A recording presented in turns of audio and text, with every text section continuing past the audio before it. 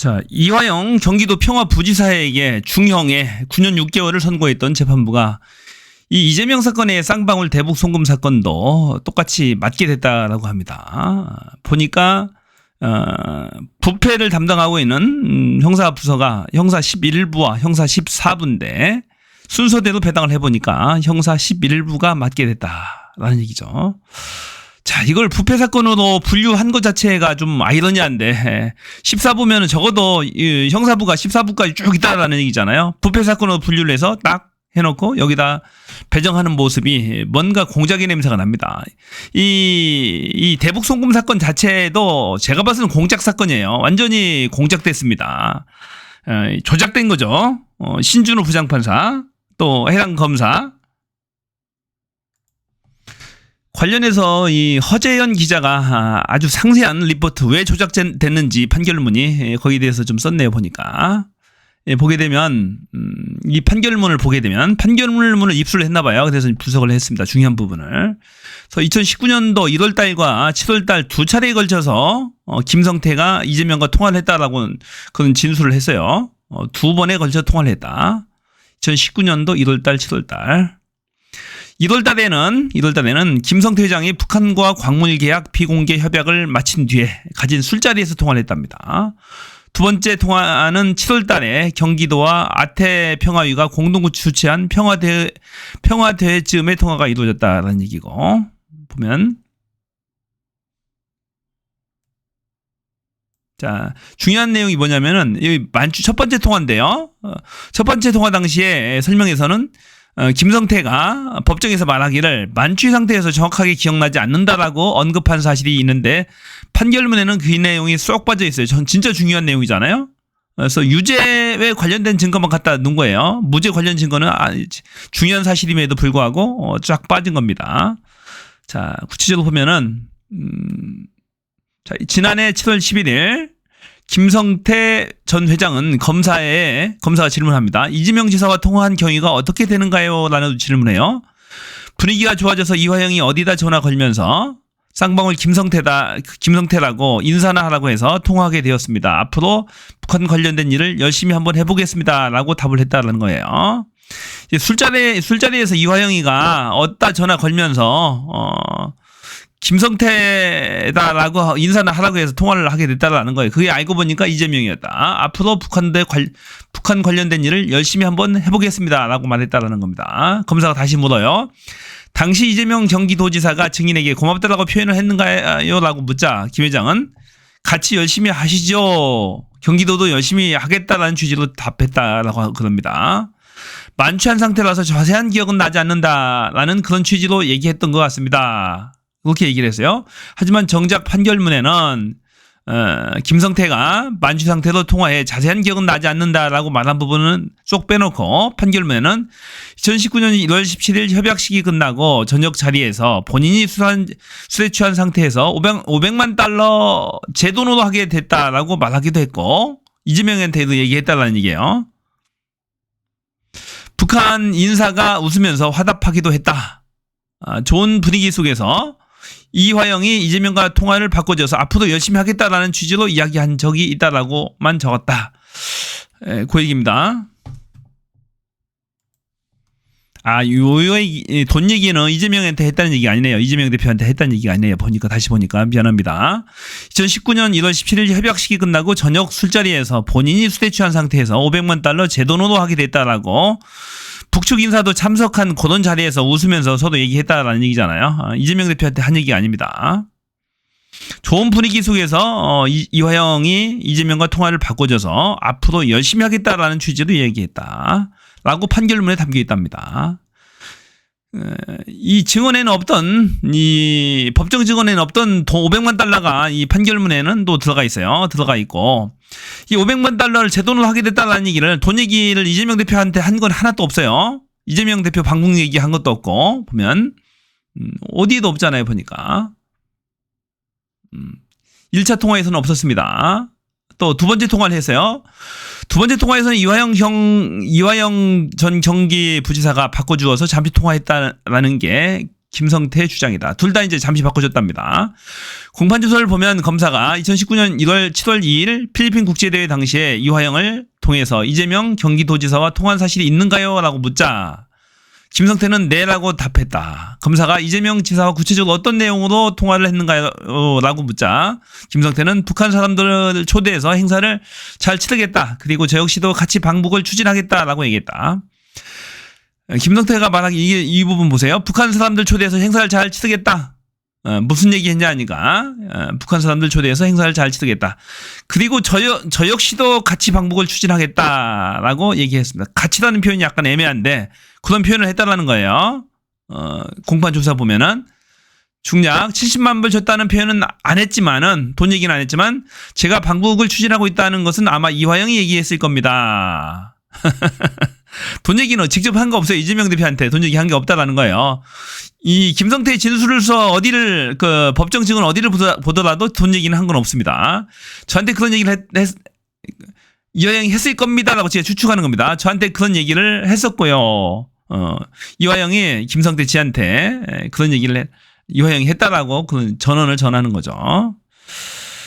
그래서 이제 웃긴 게 뭐냐면은 김성태 바꿔주기 통화로 이재명 지사와 잠깐 두루뭉실한 얘기를 나눴거나 대북 송금에 관련된 얘기는 전혀 이루어지지 않았고 그마저도 한 차례 통화는 만취한 상태에서 자세하게 기억 안 난다 그러고 했는데 법원이 너무 성급하게 통화 사실을 인정하고 김 전 회장의 말만은 대북 송금 유죄의 증거로 인정한 것 아니냐는 비판이 나올 수 있습니다. 이전 부지사는 통화 연결 사실 자체를 부인하고 있고 통화를 입증할 다른 증거는 없는 상황입니다. 이 김성태의 말만 믿고 또 김성태도 돈 얘기를 한 것도 하나 또 인정하지 않아서 이재명 대표한테 방북 얘기도 직접 한 것도 없어요. 이재명 대표의 방북 얘기를 직접 한 것도 없어요. 그런데도 불구하고 이 대북 송금 사건에 대해서 이화영에 대해서 유죄를 선고하고 여러 혐의들을 같이 씌워서 9년 6개월을 중형을 선고한 거죠. 카톡 내용을 지금 재현해놨는데 보면 검사와 김성태의 법정에서의 증인신문을 하는 겁니다. 그래서 이재명 지사가 증인에게 좋은 일을 해줘서 감사하다는 취지로 말을 했나요? 라고 검사가 물으니까 저도 만취한 상태라 자세하게 기억은 안 나는데 그런 취지로 얘기했던 것 같습니다. 만취한 상태에서 자세한 기억이 나지 않는다라고 김성태가 얘기를 하고 있어요. 이런 부분들이 판결문에 쏙 빠지고 유리한 부분만 갖다 집어넣은 거죠. 이 확신이 없는 진술이죠. 그런 만취한 상태에서 기억이 안 난다라고 하는데 그것을 유죄의 증거로 갖다 씁니까? 판사, 근데 이거 조작 판결이라고 하는 거예요. 신진호 부장판사. 진짜로 나빴어요. 안 좋습니다. 조작 판결을 한 거죠. 보면 이재명 대표만 이제 곤란하게 생겼잖아요. 진짜 힘듭니다. 이재명 대표와 김성태가 만난 적도 없다라는 거잖아요. 만난 적도 없는데 술자리에서 바꿔줬대. 이화영이 김성태 말에 이화영은 부인하고 있고 술자리에서 이화영이 잠시 통화 좀 해보십시오. 상방을 김성태 회장입니다라고 하고 통화 좀 해라. 그래서 두 차례 통화를 했다라는 겁니다. 한 차례는 술에 거하게 취해서 기억도 잘 나지 않는다. 게다가 두 차례 다 방북 얘기라든지 돈 얘기는 하나도 이루어진 게 없다. 이화영이 얘기했을걸요? 이화영 평화부지사가 이 정도 얘기입니다. 그러니까 신빙성이 없다는 얘기지. 한마디로 얘기하면 조작입니다. 조작. 자, 이제 홍준표가 이 검사 출신이죠. 바른 얘기 하나 했네요. 가끔가다 홍준표는 바른 얘기 한 번씩 하기도 해요. 보면 이재명 관련 사건이 진실이면은 대통령 아닌 감옥으로 갈 것이다. 이재명 관련 사건 진실 아니면 청와대 아닌 감옥으로 갈 것이다. 그러면서 증거 꿰맞추는 수사라면 거꾸로 검찰 조직이 괴멸할 것이다 라는 얘기를 했어요. 보니까. 그래서 검찰을 돌려가고 있습니다. 과거 우리가 검찰에 있을 때 검찰은 권력이 굴하지 않았고 실체적 진실을 찾아가는 정의의 기수였는데 요즘 검찰은 문재인 정권의 국정농단 수사를 정점으로 해서 목표를 정해놓고 증거를 꿰맞추는 짜맞추기 수사가 흔치 않게 보인다. 검찰은 증거를 수집해 그 증거를 통해 실체적 진실을 규명해야 하는데 목표를 정해놓고 증거를 거기에 꿰어 맞추는 거꾸로 짜집기 수사는 본말이 전도된 사건 조작이다. 문재인 정권 이후 간혹 보이는 이런 검찰 행태는 참으로 유감스러운 일이다. 꿰맞추기 짜집기 수사를 그동안에 문재인 정권 이후에 했다라는 얘기죠. 이재명 대표가 대북 송금 사건으로 기소되면서 이 대표 관련 사건이 4건으로 늘어났다.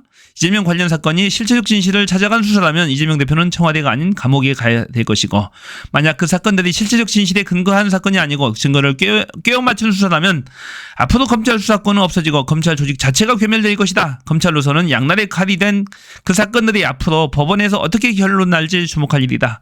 법정 아닌 정치인들의 아전 인수격식 장애 공방은 꼴사납기 그지없다. 이런 얘기입니다. 그래서 양비론으로 양쪽을 까고 있지만은 이 검찰의 꿰맞추기식 수사, 이건 비판을 하고 있어요. 조직이 규멸될 것이다 라는 얘기하고 있어요.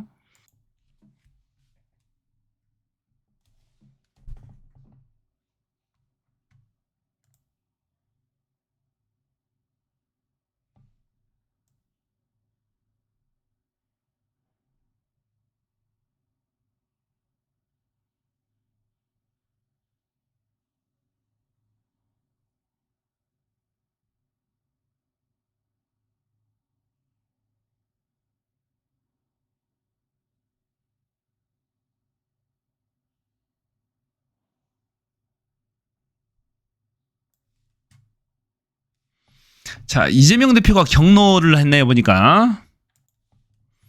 자, 이재명 대표의 경로. 이재명 아프리카 원주할 돈 있으면서 민생회복 지원금은 왜 못하냐, 이거죠. 경로할 만도 하죠, 보니까. 아프리카에 10억, 100억 달러씩 원주하는 거, 약 12조 원, 13조 원씩 지금 원주하려고 하는 거죠. 그런데 왜 동네 골목엔 지역화폐 지급하는 25만 원 정도 지급하지 않는데 그것도 아니냐. 자, 25만 원씩 돈을 지급하게 되면 돈이 막 돕니다. 어디 도망가는 게 아니에요. 그게 쿠폰으로 지급하게 되면 막 돌아서 경제가 좀 살아나는 효과가 있어요. 돈이 계속 돌잖아요. 돌면은 어느 정도 좀 숨통이 트이게 되죠. 소상공인 자영업자 대출이 최고 수준으로 증가하고 있고 자영업자 폐업자 수가 곧 100만 명이랍니다. 외식업 폐업률도 21%예요. 자, 10개 중에 2개 정도는 폐업을 했답니다. 정말로 죽을 지경이에요. 그런데 아프리카에 12조 원씩이나 쓰고 동네 골목 폐업하고 이자 못 내서 카드론 빌리러 다니고 사채업자한테 매달리고 그러다가 가족끼리 껴안고 죽는 건 안 보이냐라고 이재명 대표가 직격탄을 날립니다. 제발 윤석열 정권 정신 좀 차렸으면 좋겠어요. 나댕기지만 말고 여기저기 원조한다고 떠들지 말고 대한민국 국민들 먹고 살게 하는 게 우선 아닐까요?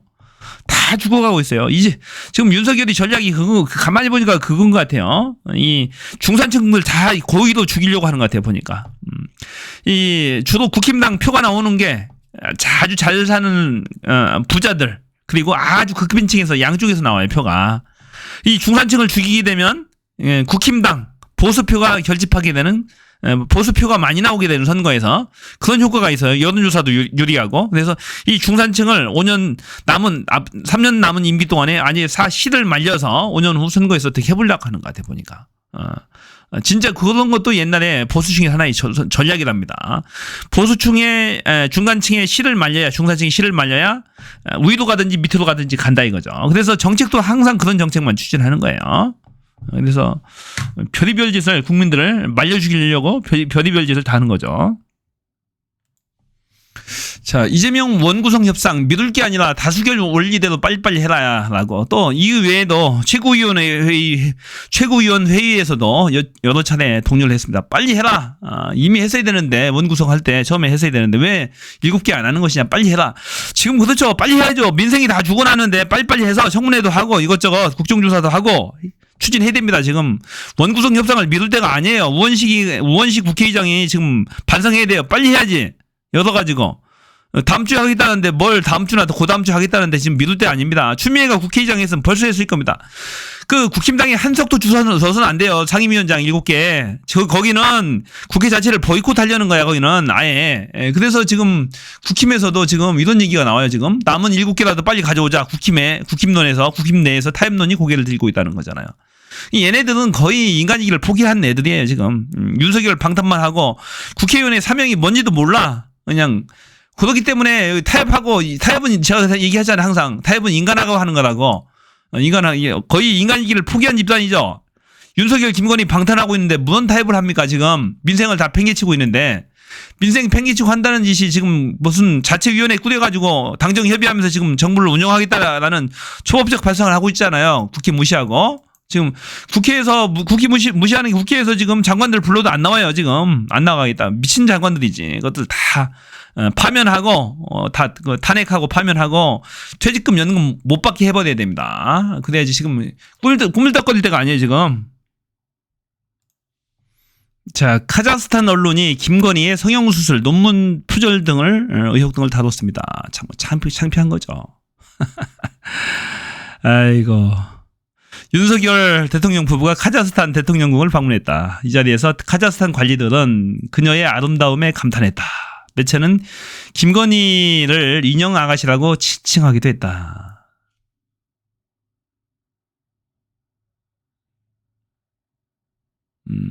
카자흐스탄의 국부펀드인 삼녹키즈나 이사회의장이 김건희에게 세심한 관심을 보였으며 외무장관 부총리 등도 윤 대통령 부부를 따뜻하게 맞이했다. 51세 영부인은 나이보다 훨씬 젊어 보인다. 그는 공개석상에 참석할 때 입은 의상으로 인기를 얻었고 온라인 팬클럽도 있다. 동안인 영부인의 외모가 성형수술의 결과라는 사실은 비밀이 아니다. 성형수술의 결과. 그리고 논문 의혹도 있다. 논문 표절 의혹 등도 있다는 얘기죠. 전 세계 사람들이 얼굴을 바꾸기 위해 한국으로 모여들고 있다. 김건희 여사의 어린 시절 사진이 있다. 지금과 차이점이 분명하다. 사진도 김건희의 얼굴 사진을 나이대별로 비교해 게재했답니다. 참 대한민국 성형을 제대로 홍보하네요.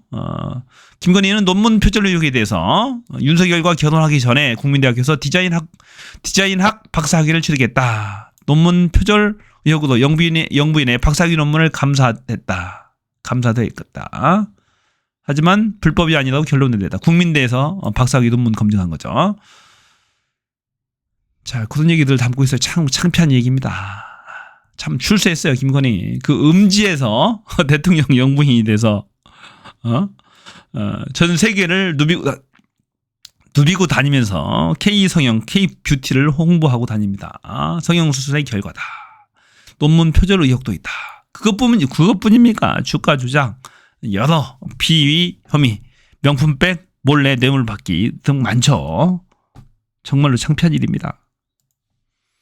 자, 한동훈이가 전당대회 당대표 선거에 나와요. 나와서 아마 7월 25일 날 당대표 선거 한다고 하잖아요. 당심 80%, 국민 여론 20% 이렇게 이제 당원 투표와 국민 투표로 진행이 되는데 김기현이 뜬금없이 나와서 한동훈이를 비판합니다. 한동훈 전대 출마설에 2조 심판으로 총선에 패배했다. 실패한 리더십은 안 돼라고 반대. 한동훈 출마하는 거 반대라고 하고 윤상현이도 또 한마디 합니다. 지도 이제 나오려고 하는 거죠. 한동훈을 직격해서 다시 대표 나올 거면 왜 사퇴했냐? 민심 20% 반영엔 패배한 당이 아니라 승리한 당 같아 비판. 더 많이 반영해야 된다. 뭐 이런 거죠. 안철수도 또 맹렬히 비판하더만요. 보니까 국힘 내에서는 대항마가 없어요. 한동훈이 1인 독주입니다. 보니까 한동훈이가 될 것 같아요. 한동훈이 됐을 때 과연 어떻게 특검법들이 진행될 것인지, 한동훈이 과연 김건희 종합특검법을 찬성할 건지 반대할 건지, 또 최상병 특검법 찬성할 건지 반대할 건지. 최상병 특검법은 찬성할 가능성이 상당히 많습니다. 윤석열을 견제해야 되죠. 한동훈이도. 그래서 최상병 특검법이라든지 김건희 특검법은 찬성할 가능성도 있다는 얘기입니다. 제일 좋은 게 내부에서 붕괴하는 게 제일 좋죠. 내부적으로 국힘 내부에서 붕괴하는 게 제일 좋다는 얘기입니다.